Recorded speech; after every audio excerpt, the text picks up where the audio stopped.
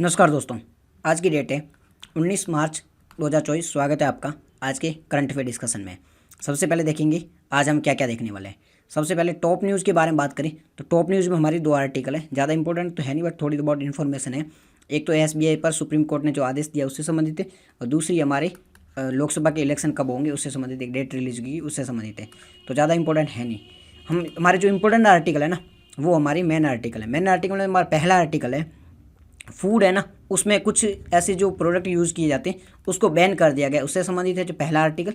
दूसरा जो आर्टिकल है वो है यूरेशियन इकोनॉमिक यूनियन के बारे में। यूरोपियन यूनियन नहीं, यूरेशियन इकोनॉमिक यूनियन है, इससे संबंधित है। तीसरा जो आर्टिकल है वो है क्रिमिनल केस मैनेजमेंट सिस्टम के बारे में, एक कुछ अपडेट आया नया, ये देखेंगे। चौथा जो आर्टिकल होगा वो वोल्केनो आया है किसी जगह पर, ये थोड़ी लोकेशन है वो थोड़ी टफ है उसका प्रोनाउंसिएशन। और लास्ट जो हमारा आर्टिकल है वो पांचवा वो है जेटको से संबंधित। तो ये दो चार आर्टिकल काफ़ी अच्छा है। एक तो जेटको वाला अच्छा आर्टिकल है, ये भी सीसीएमएस वाला भी अच्छा आर्टिकल है। तो चलिए डिस्कशन स्टार्ट करते हैं। तो ये टॉप न्यूज़ का जो पहला आर्टिकल है वो क्या था, अभी कुछ टाइम पहले आपने देखा होगा सुप्रीम कोर्ट ने है ना अभी इलेक्शन जो इलेक्टोरल बॉन्ड थी उसे बैन कर दिया है। और सुप्रीम कोर्ट ने कहा कि एसबीआई को कि जितने भी इलेक्टोरल बॉन्ड से संबंधित जो भी आपके पास डेटा है उसको आप डिस्क्लोज करो और इलेक्शन कमीशन की वेबसाइट पे लगाओ। इलेक्शन कमीशन को भी ऐसा आदेश दिया था, बट एसबीआई ने थोड़ा टाइम भी जब मांगा था कि हमें थोड़ा टाइम दिया जाए ये वो, बट सुप्रीम कोर्ट ने फाइनल बोल दिया आपको जल्द से जल्द ये डेटा है आपको रिलीज़ करना होगा। फाइनली जो एसबीआई है उसने डेटा अपना रिलीज़ कर दिया। बट दिक्कत ये देखने को मिली कि एसबीआई ने डेटा तो रिलीज़ कर दिया बट आधा डेटा रिलीज़ किया। तो सुप्रीम कोर्ट ने सुप्रीम कोर्ट एक्शन लेते हुए कहा कि आपने ना पूरा प्रॉपर डेटा लिया नहीं है, पूरा डेटा जो उसे डिस्क्लोज किया नहीं है, तो आपको है ना प्रॉपर डेटा डिस्क्लोज करना होगा। तो 19 तारीख पर मतलब आज से ही इस पर सुनवाई स्टार्ट होगी कि अब प्रॉपर आगे क्या किया जा सकता है। तो जो भी आप पर इस पर फैसला आता है हम उस पर देखेंगे। तो अभी इतना ही था, सुप्रीम कोर्ट ने एसबीआई से कहा है कि जितना भी डेटा है जो भी डेटा है किसने किसको दिया सारा डेटा आपको जल्द से जल्द आपको जारी करना होगा। तो ये हमारा पहला आर्टिकल था, ज़्यादा है नहीं बस थोड़ी बहुत इन्फॉर्मेशन थी, नई अपडेट थी इसलिए दिखा दिया हमने। और नेक्स्ट जो है लोकसभा इलेक्शन की जो डेट है रिलीज़ कर दी गई, इससे संबंधित भी एक आर्टिकल आया टॉप न्यूज़ में, तो ये भी खास है नहीं। तो चलते हमारे पहले आर्टिकल की और पहला जो हमारा आर्टिकल है ना वो है ban on harmful dies use in food में। क्या न्यूज़ है, न्यूज़ में ये है आपने है ना मंचूरियन खाए होंगे, जी हाँ खाए हैं। इसके साथ में कॉटन कैंडी जो इस टाइप की आती है आपने ये देखी है ना, कॉटन कैंडी जिसे बच्चे ज़्यादा खाते हैं, तो ये खाई होगी, जी हाँ ये भी खाई। इसमें कलर ये कहाँ से आता है, खाई तो है मिठास वगैरह आपको समझ में आ जाए, शुगर वगैरह से आ जाती है, बट ये जो पिंक कलर होता है ये कहाँ से आता है, क्योंकि अलग अलग कलर है ना ये अलग अलग एजेंटों के थ्रू आता है। जैसे पिंक कलर है वो आ जाता है रोडेमाइन बी के थ्रू, ऐसे अलग अलग कलर है वो अलग अलग जो केमिकल एजेंट होते हैं उनके थ्रू आता है। बट इनके यूज़ करने से साइड इफेक्ट बहुत ही ज़्यादा होते हैं। अब साइड इफेक्ट होने से क्या होता है, शरीर नुकसान हो जाता है। तो अभी कर्नाटक में ये जो हार्मफुल डाइज है, डाइज का मतलब होता है कलर, जो अलग अलग कलर किए जाते हैं, इनका यूज़ किया जाता था। ये गोभी मंचूरियन है वो और कॉटन कैंडी में इसका यूज़ किया जाता है। तो कर्नाटक में अभी इसे बैन कर दिया गया। अगर कोई इसका यूज़ करेगा तो उसे 7 साल की सज़ा और 10 लाख रुपए का उस पर जुर्माना होगा। न्यूज़ आपको समझ में आ गई कि कर्नाटक ने अभी बैन लगा दिया है कि जो गोभी मंचूरियन और कॉटन कैंडी बनती है और भी जो फूड प्रोडक्ट होते हैं उसमें अगर रोडेमाइन बी का यूज़ किया जाएगा तो आप पर सख्त जुर्माना लगाया जाएगा, 10 लाख रुपए का जुर्माना, 7 साल की आपको सज़ा भी हो सकती है। तो ये सिंपल सी न्यूज़ थी। अब हम देखेंगे रोडेमाइन बी की। रोडेमाइन बी को देखने से पहले हम देख लेते हैं कि जो अलग अलग प्रोडक्ट होते हैं ना, जो फूड प्रोडक्ट वगैरह होते हैं जो भी होते हैं उनमें कलर देने के लिए अलग अलग केमिकल का यूज़ किया जाता है। ठीक है जी, ये केमिकल जैसे पहला है टाराजाइन, ठीक है टेराजाइन, जो भी इसके फुल प्रोनाउंसिएशन है आप सही देख लेना। इसका यूज़ किया जाता है येलो कलर में, किसी भी प्रोडक्ट में येलो कलर रहता हो ना तो इस केमिकल का यूज़ किया जाता है। अब इसके साइड इफेक्ट देख लो, एलर्जी वगैरह इससे हो जाती है, तो साइड इफेक्ट भी है इसका। अगर यूज़ कर रहे हैं कहीं पे येलो कलर तो नुकसान ज़्यादा है। फिर सनसेट येलो, इसका भी येलो कलर में, इससे भी एलर्जी वगैरह होती है। फिर ये कार्मोसाइन, इसका भी कहीं यूज़ होता है तो उससे क्या होता है आपको स्किन पे रेसेस हो जाती है, एलर्जी हो जाती है, आपको सांस लेना कठिन हो जाता है। ये सारे इस पर साइड इफेक्ट होते हैं। और ये जो कार्मोसिन है इसका यूज़ कहाँ होता है, रेड कलर के लिए, किसी प्रोडक्ट में रेड कलर लाना है तो इसका यूज़ किया जाता है। और ये है रोडेमाइन बी। अब रोडेमाइन बी का क्या साइड इफेक्ट होता है, इससे क्या होता है, इससे आपके जो लंग्स वगैरह होता है उन पर इफेक्ट होता है ना, इससे बहुत ज़्यादा साइड इफेक्ट होता है, मतलब मानसिक तनाव भी इसमें देखने को मिलता है। और इसका यूज़ होता है पिंक कलर में, पिंक कलर कहीं पे लाना है तो रोडेमाइन बी का यूज़ किया जाता है। टेक्सटाइल इंडस्ट्री में इसका काफ़ी यूज़ होता है। तो ये हमने देख लिया कि कोई भी जो प्रोडक्ट होता है उस पर अगर कलर लाना है ना, अलग अलग कलर करना है तो इन प्रोडक्ट का यूज़ किया जाता है। ये केमिकल एजेंट है, इनका यूज़ किया जाता है। ये हम देख लिया। अब हम प्रोपरली रोडेमन बी है इसको देख लेते हैं। प्रोपरली रोडेमन बी के बारे में बात करें तो ये एक केमिकल एजेंट है, आर्टिफिशियली केमिकल एजेंट है। इसका यूज़ किया जाता है कलरिंग करने के लिए, अलग अलग जो भी प्रोडक्ट है उस पर कलरिंग करने के लिए किया जाता है। ज़्यादातर जो इसका यूज़ होता था वो टेक्सटाइल इंडस्ट्री में होता था, बट अभी इसका यूज़ है ना वो फूड प्रोडक्ट में भी देखने को मिलता है। जब भी आपने देखा है कि कॉटन कैंडी है, मंचूरियन है, इनमें भी है, साथ ही साथ में जो मिर्ची होती है ना उसमें भी है, ऑयल में भी इसका यूज़ किया जाता है, अलग अलग कलर देने के लिए इसका यूज़ किया जाता है। कई देशों में इसको बैन कर रखा है, मतलब किया हुआ है, बट कई जगह पर अभी भी ये प्रचलित है। इसका साइड इफेक्ट बहुत ही ज़्यादा होता है। इसके प्रॉपर्टीज़ के बारे में बात करें, इसकी मैं केमिकल प्रॉपर्टीज़ की, तो ये वाटर में सोल्यूबल होता है। जैसे आप पानी में मिलाओगे तो ये घुल जाएगा। अब इसका फ़ायदा यही तो है ना, मतलब इसकी प्रॉपर्टी ऐसी कि पानी में घुल जाता है तो इसका यूज़ करना ईजी हो जाता है, इसलिए कोई भी इसका यूज़ कर लेता है। और पानी में घुल भी जाता है और किसी भी प्रोडक्ट के साथ में आसानी से अटैच भी हो जाता है। अटैच हो जाएगा तो इसका नुकसान भी है। अब इसके सोर्स के बारे में बात करें कि ये है ना नेचुरली कहीं पे भी अवेलेबल हो जाता है, तो ज़्यादा इसके लिए वो भी नहीं होता कि भाई हाँ मिलेगा कहाँ पे, तो अवेलेबल भी है, वाटर में सॉल्युबल भी है, अटैच भी आसानी से हो जाता है। और एप्लीकेशन के बारे में बात करें तो टेक्सटाइल इंडस्ट्री में इसका यूज़ होता है। जो भी लॉन्ग लास्टिंग कलर वगैरह होते हैं, कोई भी आप देखोगे शर्ट का, आप कपड़े वगैरह भी पहनते हो, उसमें आप पूछते हो कि भाई इसका कलर जाएगा नहीं जाएगा, तो आप छोटा मतलब ऐसे फालतू कलर यूज़ करोगे तो वो कलर चला जाएगा। तो इसका यूज़ किया जाता है ना अगर रोडेमन बी का, तो ये लॉन्ग लास्टिंग होता है, काफ़ी टाइम तक ये कलर जाता नहीं है, तो इसलिए इसका यूज़ किया जाता है। इसके अलावा जो लेबोरेटरी होता है उसमें भी इसका यूज़ होता है, ठीक है जी, लेबोरेटरी में यूज़ होता है। इसके अलावा जो भी आप कॉस्मेटिक एजेंट होते हैं जो फेशियल वगैरह में यूज़ किए जाते हैं, सौंदर्यीकरण के जो साधन होते हैं ना जो भी हम चेहरे वगैरह पर लगाने के लिए, वो सारे उसमें भी इसका यूज़ होता है। उसके अलावा जो इंक्स होते हैं उसमें यूज़ होता है, और भी जो भी डाइंग से संबंधित उनमें काफ़ी ज़्यादा इसके यूज़ होते हैं। तो इसकी इंडस्ट्रियल एप्लीकेशन भी बहुत ही ज़्यादा है। ये हमने इसकी यूज़ देख लिए, इसकी केमिकल प्रॉपर्टी देख ली। क्या क्या हमने देखा, ये तो एक केमिकल एजेंट है, यूज़ इसका कलर करने में किया जाता है, वाटर में ये सॉल्युबल होता है, आसानी से अटैच हो जाता है, मिलता भी आसानी से है। यूज़ क्या होता है, टेक्सटाइल इंडस्ट्री में यूज़ होता है, और लेबोरेटरी में यूज़ होता है, माइक्रोस्कोपी वगैरह उसमें भी यूज़ होता है, कॉस्मेटिक के साधनों में यूज़ होता है, और ये सारे हमने देख ली। अब ये तो चीज़ें ठीक है, यूज़ कर सकते हो आप, कपड़ों में करो, इतना ज़्यादा नुकसान नहीं।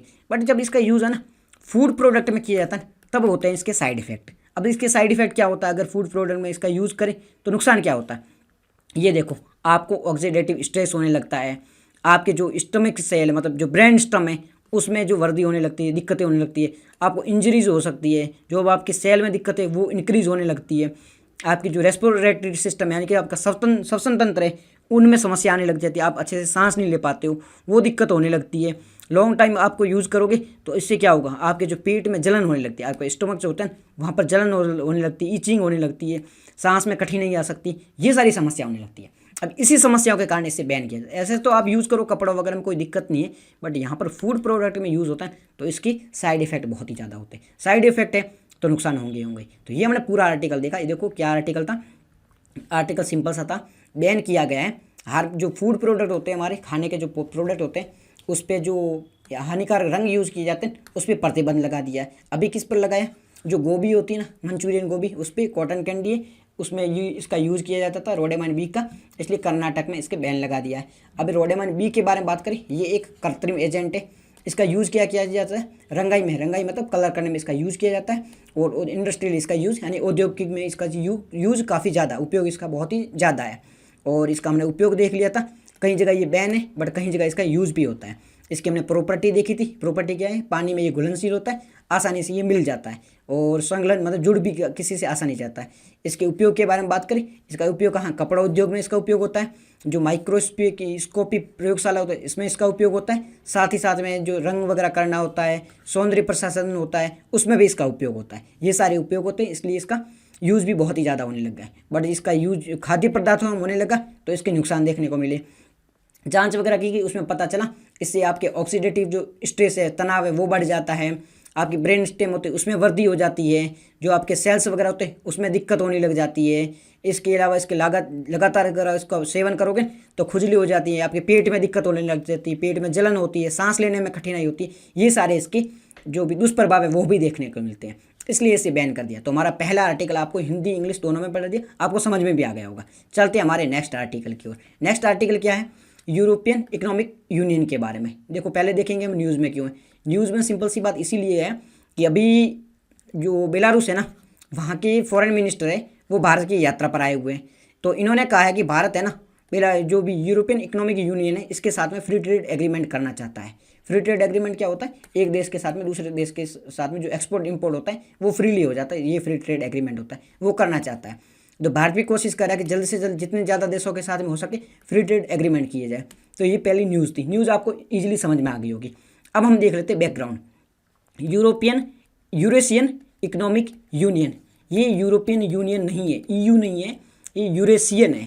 तो यूरेशियन इकोनॉमिक यूनियन के बारे में बात करें तो इसकी स्थापना है ना इसीलिए ही की गई थी, क्योंकि वेस्टर्न है ना, वहाँ पर वेस्टर्न जो भी कंट्रीज है वहाँ पर यूरोपियन यूनियन जैसे बन रहे थे और जो भी संगठन बन रहे थे वहाँ पर ट्रेड के लिए अलग अलग एग्रीमेंट हो रहे थे।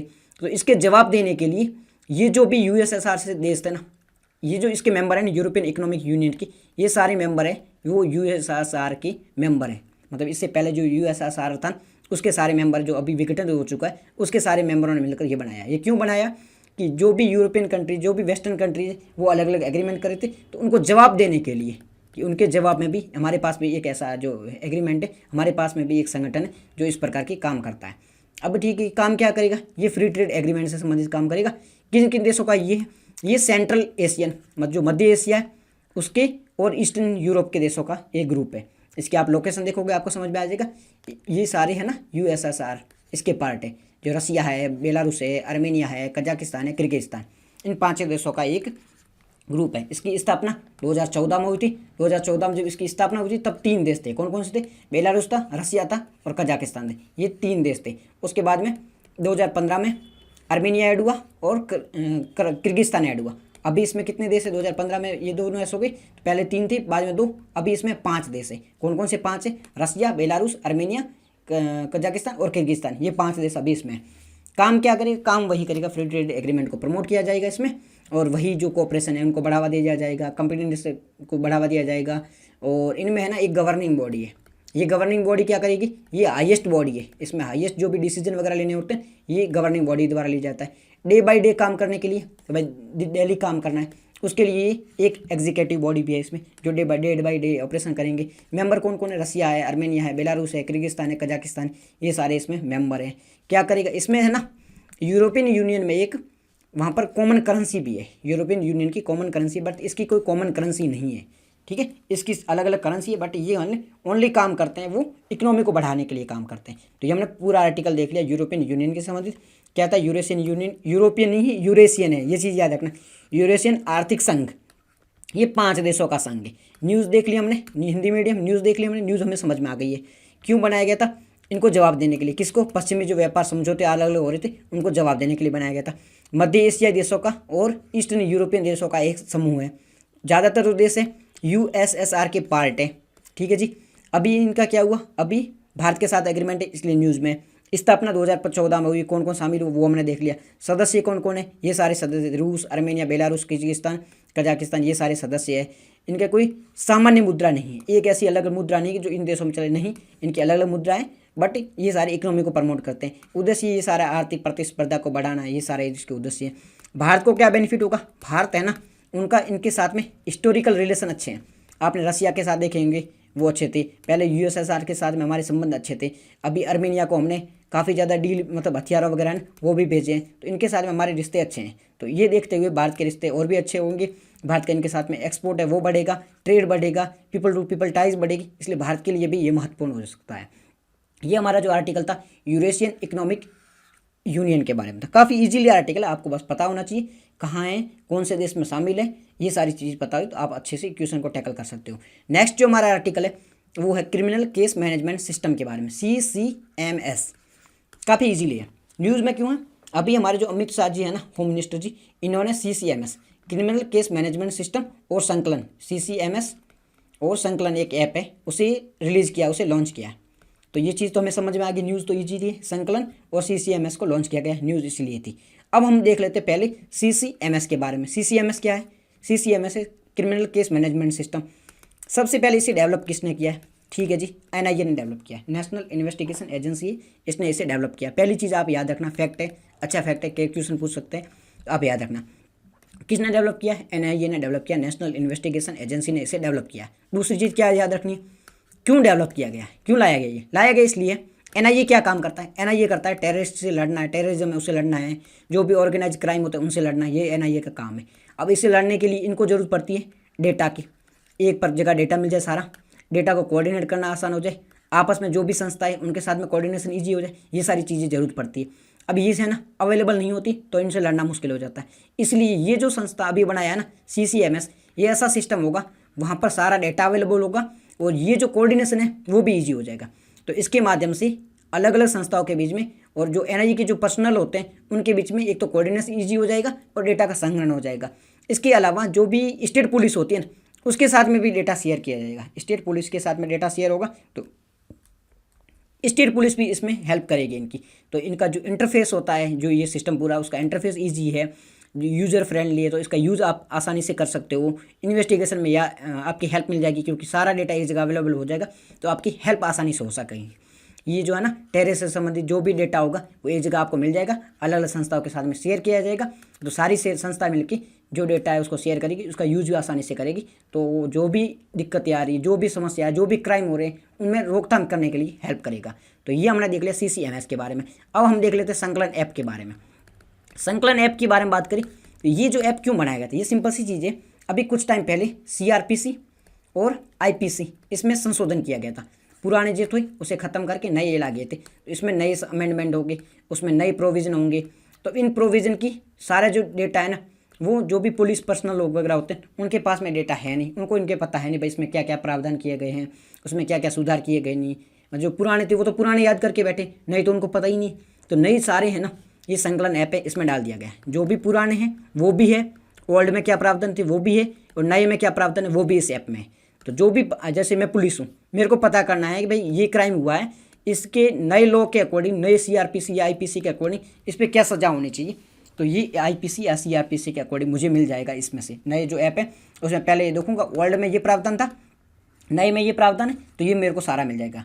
मतलब ये जो है ना जिस संकलन ऐप, ये एक ब्रिज की तरह काम कर रहा है। किसके बीच में ब्रिज बनाता है, ये जो न्यू जो डेटा थी, मतलब जो न्यू लॉ थी, क्रिमिनल क्राइम के लिए लॉ थी, और जो पुराने लॉ है उन लॉ के बीच में एक ब्रिज का काम करेगा। अभी नए क्या है और पुराने क्या है इसके बीच में ब्रिज का काम करेगा, तो आसानी से इसे टैकल करना ईजी हो जाएगा। जो भी पुलिस है उनको पता होगा भाई पुराना ये है, नया ये है, इन दोनों के बीच में क्या समानता है, क्या चेंजिंग है, तो इनके लिए हेल्प हो जाएगी।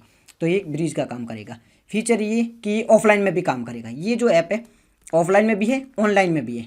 ऑफलाइन में इसलिए है कि कहीं ऐसी एरिया, रिमोट एरिया, वहाँ पर नेट की सुविधा नहीं है, इंटरनेट व्यवस्था है नहीं, तो वहाँ पर कठिनाई आ सकती है, इसलिए ये ऑफलाइन मोड में। तो ये राउंड द ईयर, मतलब राउंड द क्लॉक है, मतलब 24 घंटे अवेलेबल है, कोई भी इसका कभी भी यूज़ कर सकता, कोई भी मतलब स्टेक होल्डर जो भी क्राइम से लड़ते हैं, पुलिस है और भी सेंट्रल के जो एजेंसीज है, उनको ये अवेलेबल होगा ताकि वो अच्छे से इसका उपयोग कर सकें। तो ये हमने इसके बारे में देख लिया। अब यहाँ पर हिंदी मीडियम देख लो आपने, हमने क्या पढ़ा है, हमने देखा है आपराधिक मामला प्रबंधन यानी CCMS के बारे में देखा है। इसे लॉन्च किया गया अमित शाह जी ने, जो हमारे गृह मंत्री है, इन्होंने लॉन्च किया है।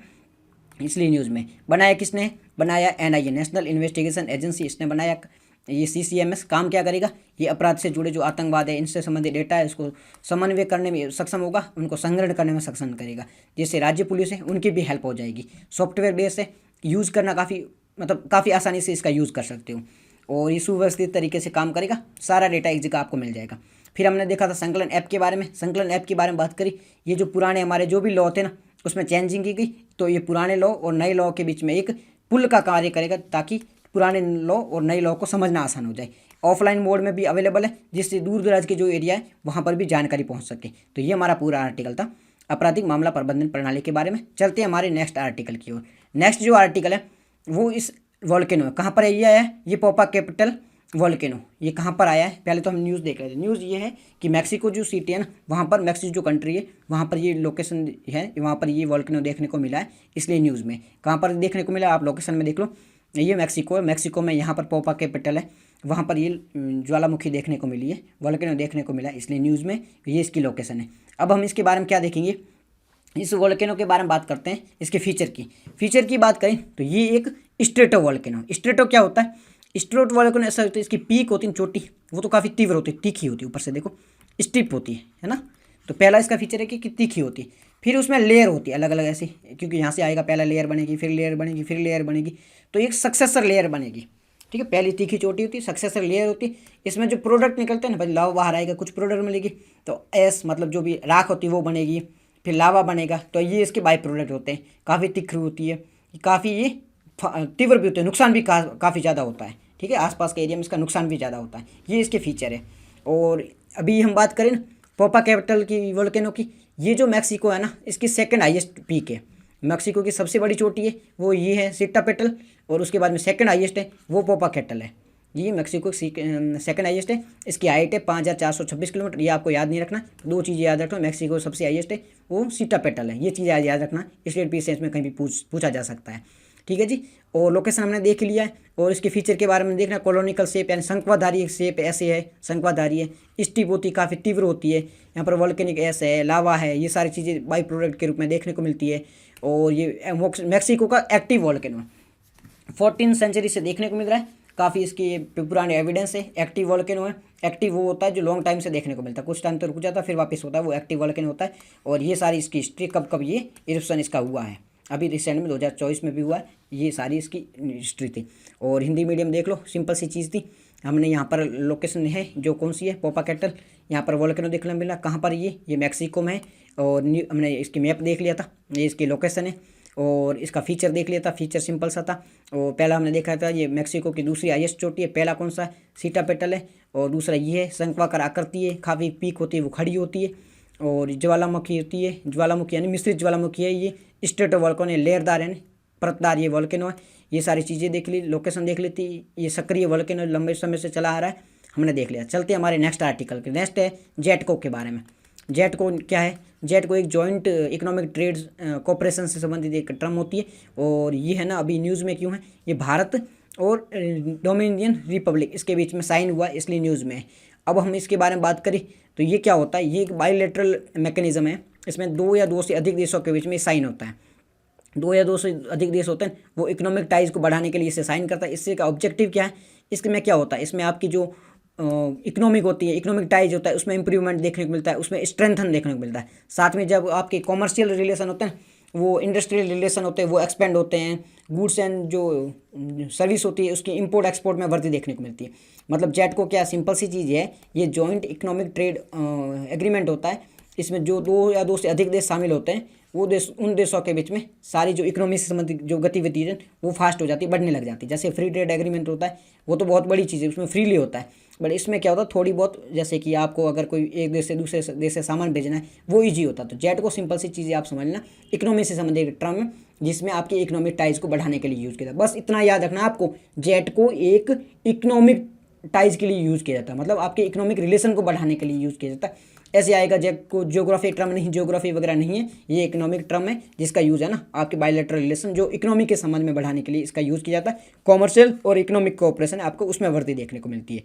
ठीक है जी, हमने देख लिया जेट को। अभी इस पर साइन किया डोमिनिकन रिपब्लिक, इसके भारत के बीच में साइन हुआ है, भारत इससे पहले भी साइन किया गया है, और ये बेनिफिट ये देखने को मिल सकते हैं। ठीक है जी, इसकी लोकेशन के बारे में बात करें तो डोमिनिशियन रिपब्लिक यहाँ पर रहा, ये देश है, ये कैरिबियन देश है। ठीक है, कैरिबियन कंट्रीज है, ये कैरिबियन सी है, कैरिबियन कंट्री जमाइका है, क्यूबा है, ये सारी कैरिबियन कंट्रीज है। और इसकी लोकेशन है यदि इसकी जो नेबर कंट्री है तो बाउंड्री है वो हैती से लगती है, यहाँ पर हैती है, और ये है डोमिनिशियन रिपब्लिक।